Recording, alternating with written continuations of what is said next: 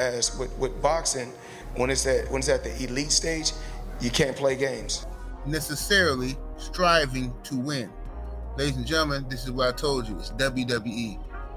Okay? This is WWE, like I told you. Multiple reasons. One, they have a huge size difference.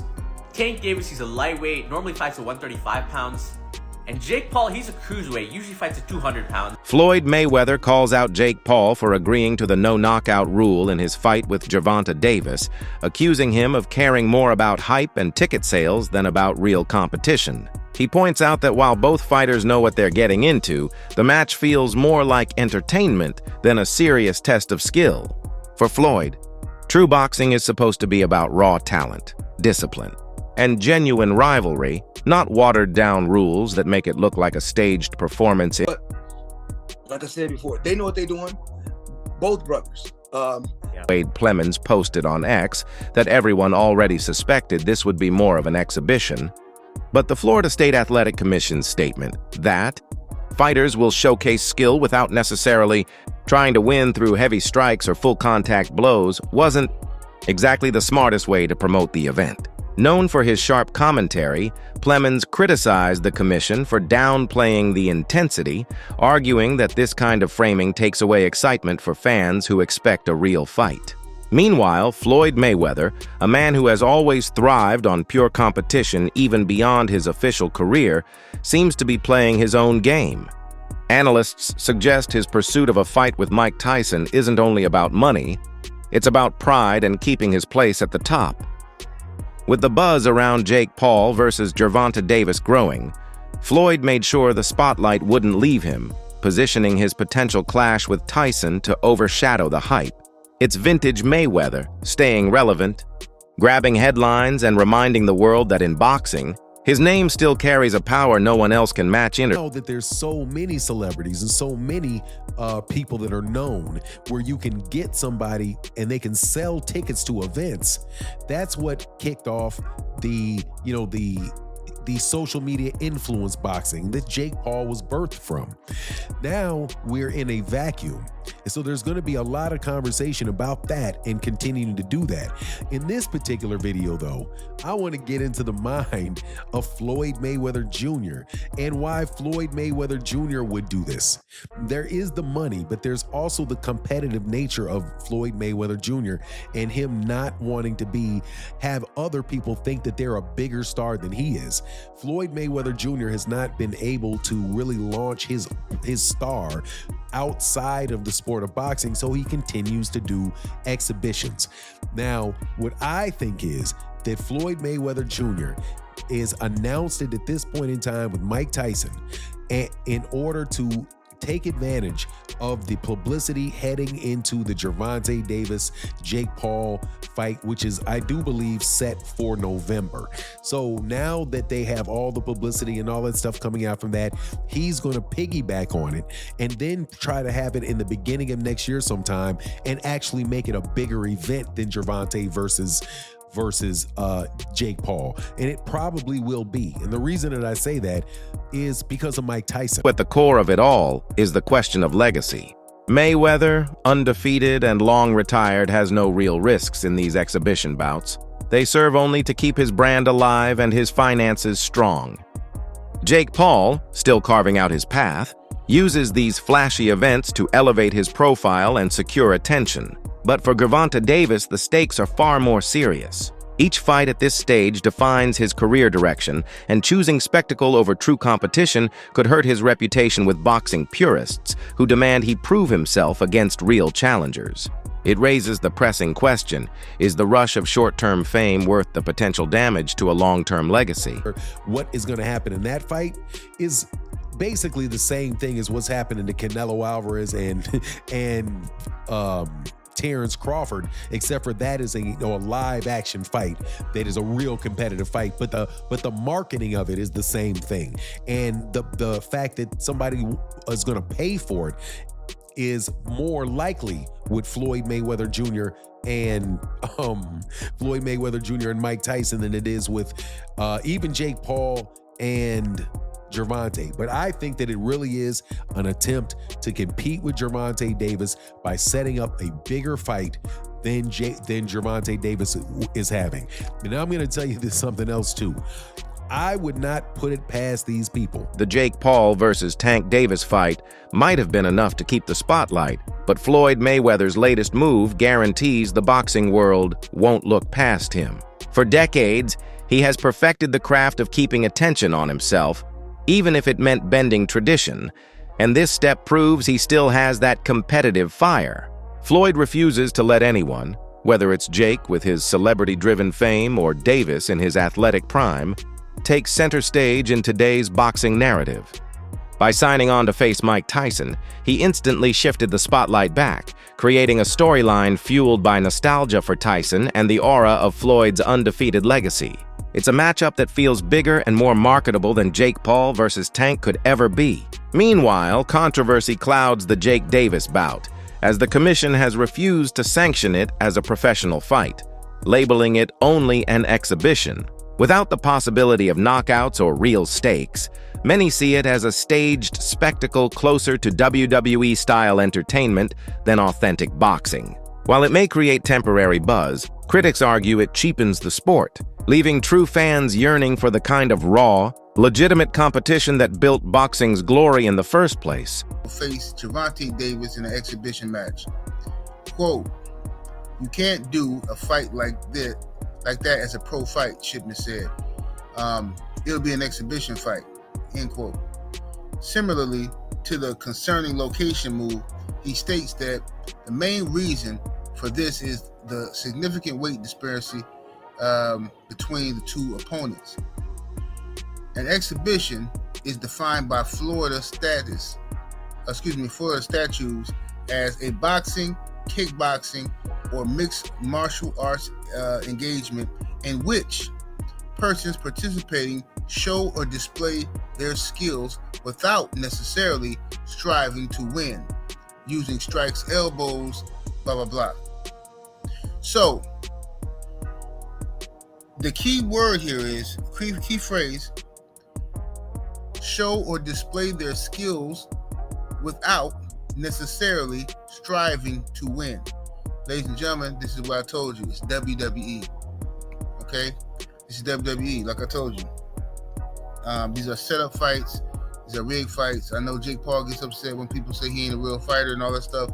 But I think the Mike Tyson fight pretty much showed everybody that, Mike was pulling back on his punches, and it just was weird to me. You know what I'm saying? Now you got Gervonta Tank Davis getting ready to sell his soul to go up in here and move around the ring with Jake Paul. I don't know what's going to happen on this. I don't know. But regardless of the fact, the fight is going to do well because it's going to be on Netflix. So everybody got Netflix, so everybody's going to watch the fight. So it's going to be like a wrestling event, basically, a fake scripted fight. Former champion Paulie Molina has been outspoken in his criticism of the Jake Paul versus Tank Davis fight, arguing that knockouts only mean something when they happen against evenly matched, legitimate opponents. To him, manufactured setups like this tarnish the sport, and giving Jake Paul credibility through spectacle-driven events without substance only damages boxing's reputation. In a debate with Chris Algieri, Paulie stressed that while casual fans might find it entertaining, true followers of the sport see it for what it is, lacking the authenticity and integrity of real championship bouts. At the heart of the issue is not just spectacle, but fairness. The massive weight difference between Jake and Davis was a key reason the Florida Commission refused to sanction it as a professional fight, deeming the conditions unsafe and unbalanced. Instead, they approved it only as a sparring exhibition with a controlled framework, rather than a legitimate contest. This ruling exposes the limits of how far entertainment can push the boundaries before regulations step in. The very need to label it an exhibition reveals just how unconventional and questionable this matchup really is. This, Paulie, knockouts, dude. Knockouts. People like knockouts. They don't care if you're knocking out cab drivers. Look at Jake Paul's career. You can manufacture that, though. You can manufacture. You can't manufacture. To a Gervonta degree, you Davis can. To a degree, I mean, you can't. Yeah, Gervonta legitimately cannot get knockouts. I agree, he can punch, but there's a lot of limited knockout artists, though, man. He's one of the least active punchers in the game with the highest knockout percentage of current heavyweight. But if he was a real knockout artist, if he was a real knockout artist, prop him up against the best of the best. Felix Trinidad was a knockout artist. He was knocking out the best of the best. If you're a real knockout artist, prop him up against the best and show us how he smokes them. But the way we did when Felix Trinidad was doing it. You know, the way they did when Mike Tyson was doing it in his prime. Okay, say what you want about the Mike Tyson era. He knocked out everyone from 1986 to 1989. Everyone got knocked out. Everyone. Well, by your standard, you could say that Tyson was to a degree manufactured. No, because he fought everyone that was there. Everyone that was there at that time. Teddy Atlas will 100% agree with this. With the expense of Witherspoon. We're afraid of him. With the exception of Witherspoon. No, but they all, doesn't matter. He knocked them all out. There was nobody you could say in that era except maybe Witherspoon, who had contract issues with King at the time. Except for Witherspoon, there is nobody Tyson didn't fight in that era. He knocked them all out. You can't say like, oh, but if he would have fought that guy, I don't know. No, with Davis, there's guys right now that have been hanging around for years. Yo, dude, when you gonna fight them? The lightweight division was stacked with talent. Even at 130, it had a lot of talent when he was there. Didn't fight almost any of them. So it's not the same thing as the Tyson era. You want to say anything about Tyson era? Fine. It wasn't as high level or something. He still knocked out everyone. There was nobody there in that era that you can say Tyson didn't fight. Didn't say it was related. It was the same as the Tyson era. Didn't say it at all. I was actually going to say the opposite when you talk about Trinidad. Trinidad is a bona fide superstar, and the way that he was, and like you said, he stepped him up and he knocked out. And he was a knockout punches. No, of course. So that's a different thing. So is Sugar Ray Leonard. Now you also have to compare it to your contemporaries. Nobody is selling, dude. Nobody is selling. No one sells tickets. No one has a following these days. There's very few fighters who actually sell tickets. There's a push, bro. I was at Showtime. I was at Showtime. Canelo Alvarez. But Champ, I don't want to keep cutting you off, but I got to because here's the thing. Push. There's a push for certain people. I remember being at Showtime and even watching on HBO on TV. They're mentioning Saul Alvarez, who I didn't even know his name was Canelo at the time, as a possible Mayweather opponent. When they were talking about possible Mayweather opponents, I'm like, I knew who the rest of the guys on the list were. Who the hell is this guy? Who's Saul Alvarez? That he's going on, that you're putting him in a list with all these other guys that you were bona fide champions and high-level fighters. Broadcaster Adid Oladipo offered a different perspective, arguing that putting together a fight like this while both Gervonta Davis and Jake Paul are still in their prime is a serious misstep. He pointed out that exhibitions usually make sense for fighters who have already passed their peak, citing Mayweather versus Logan Paul as an example. But in this case, staging such a spectacle now risks pulling both men away from matchups that could actually define and strengthen their legacies. For Oladipo, the issue isn't just about entertainment, it's about timing. These prime years are invaluable, and wasting them on sideshow events could leave lasting damage on how their careers are ultimately remembered. Whether you agree with it or not, Gervonta is considered the #1 lightweight in the world. And it's a division that includes Shakur Stevenson, a lot of young guns coming up. I'm not any more sure if it's going to include Keyshawn Davis, but it's a hot division. He's considered #1 in that division. Like, that's why I kind of find this a bit, don't know. Like, there are challenges out there for Gervonta. There are big money fights out there for Gervonta. We want to see Gervonta in those fights. Again, I don't know how many fights people want to see AJ in, just to make the AJ Jake Paul comparison. One, as far as I'm concerned, that was Tyson Fury. I don't really have any interest in seeing an AJ in any other more fights. Whereas Gervonta Davis, I wanted and still do want to see him in so many more fights. So yeah, it's kind of weird. These exhibition things are, like, really and truly, they should all be when your career's done. Like, when you think of Floyd versus Logan Paul, like, done, right? Floyd versus Conor, did he have one more after, or was that it? I can't even remember. But it was right at the end. It was done right at the end, even if it wasn't, right at the end. These guys having these exhibition fights in between what is the peak of their career is kind of weird for me. Very, very weird. And then it isn't even comparable to Ngannou Fury, because at least these guys were the same size.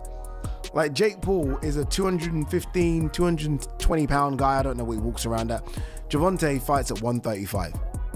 guessing he walks around about 155. Reports confirmed that Gervonta Davis canceled his scheduled rematch with Lamont Roach to chase the Jake Paul fight, a move that drew heavy criticism for prioritizing spectacle over genuine rivalry. Roach would have posed a true competitive challenge and added weight to Davis's legacy, but instead, he opted for the bigger paycheck attached to a less meaningful matchup.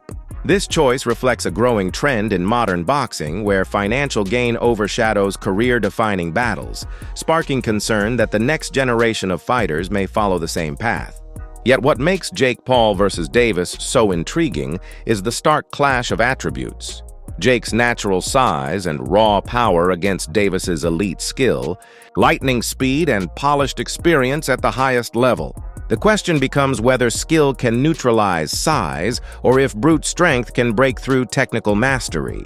Traditional boxing avoids these extremes through weight classes, but by stepping outside those boundaries, this fight creates an unusual mix of danger and unpredictability, elements that keep fans glued to the spectacle, even without official sanctioning. So breaking news, Jake Paul will be taking on Tank Davis in an exhibition on November 15th in Atlanta, Georgia, live on Netflix. And this is crazy for multiple reasons. One, they have a huge size difference. Tank Davis, he's a lightweight, normally fights at 135 pounds. And Jake Paul, he's a cruiserweight, usually fights at 200 pounds. So there's a good 60 to 65 pound difference here. It could also mean that Tank Davis is no longer interested in competing for titles anymore and is cashing out of boxing. You know, there's been a lot of talks that Tank is nearing retirement this year, and he was supposed to rematch Lamont Roach after their first fight went to a draw, but instead of chasing the Roach rematch, instead he takes the Jake Paul fight for money. So maybe this is Tank's last, or one of his last fights. And same for Jake Paul. He just got ranked number 14 at cruiserweight after beating Julio Cesar Chavez Jr., so he's supposed to be fighting either ranked contenders or top guys at cruiserweight, but instead he's taking a money fight. But I do expect these two to go after each other. Even though it is an exhibition, I don't think it'll just be some boring sparring match. I do think they'll try a decent amount. But Tank, obviously, he's a lot more skilled.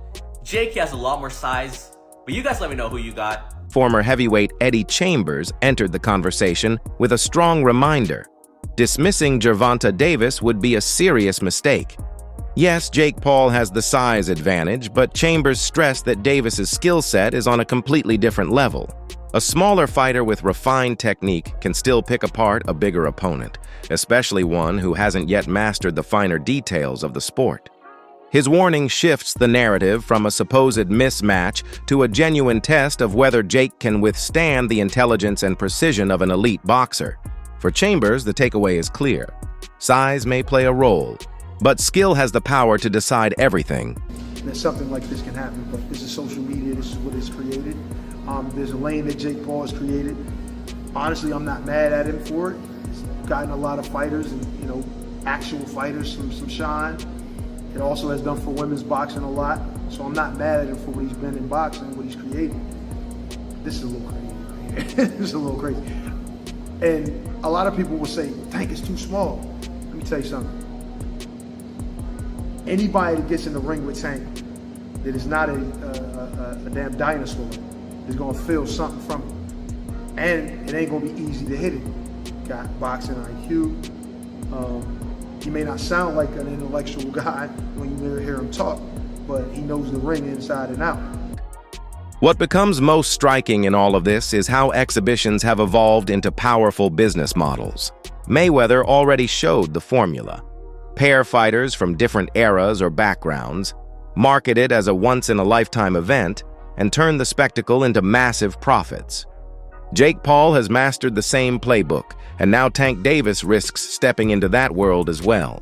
These events are fueled by controversy, endless debates, and the wildfire of social media buzz. Love it or hate it, the outcome is always the same.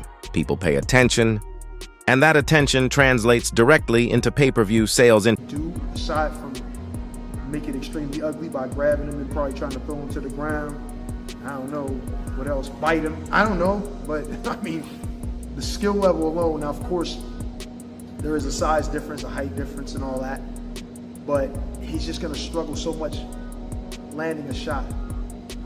You know, it's just gonna look bad. To me, this is the way I see it, it's gonna look bad. Tank is gonna be too fast, and the punch I believe, I'm not saying it's gonna knock him out or, you know, but he's gonna feel it. Are you surprised at the backlash that Tank is getting? No, yeah. What is going on with why they mad at the fighters for this? That wraps up today's video. Thanks for watching. And make sure to stay tuned for what's coming next.